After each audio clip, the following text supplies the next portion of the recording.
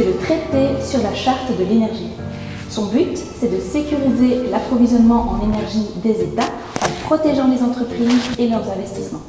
C'est un vaste accord international qui régit plusieurs types d'activités économiques liées au secteur de l'énergie, exploration, raffinage, stockage, transport ou encore distribution.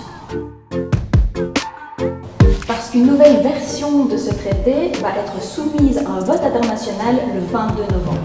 Mais même révisé, ce traité comporte encore des éléments particulièrement dangereux pour le climat et pour nos démocraties.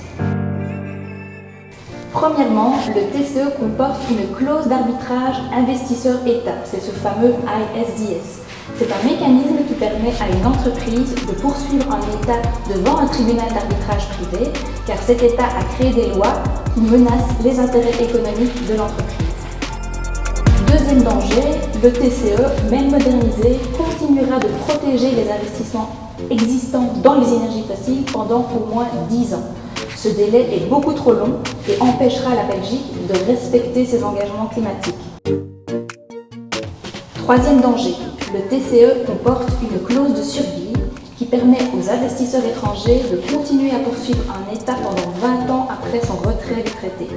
L'Italie, par exemple, s'est retirée du TCE en 2016. Pourtant, en 2022, elle a été condamnée à payer plus de 200 millions de dédommagements à une compagnie pétrolière. L'option la plus efficace, c'est que l'Union européenne et ses États membres, dont la Belgique, se retirent collectivement du TCE et concluent ensemble un accord pour neutraliser la ISDS et la clause de survie de 20 ans. À ce stade, la Belgique ne se prononce pas par manque de consensus entre le gouvernement fédéral et les gouvernements régionaux. Une position claire est pourtant nécessaire pour mettre définitivement hors d'état de nuire ce traité incompatible avec les engagements climatiques.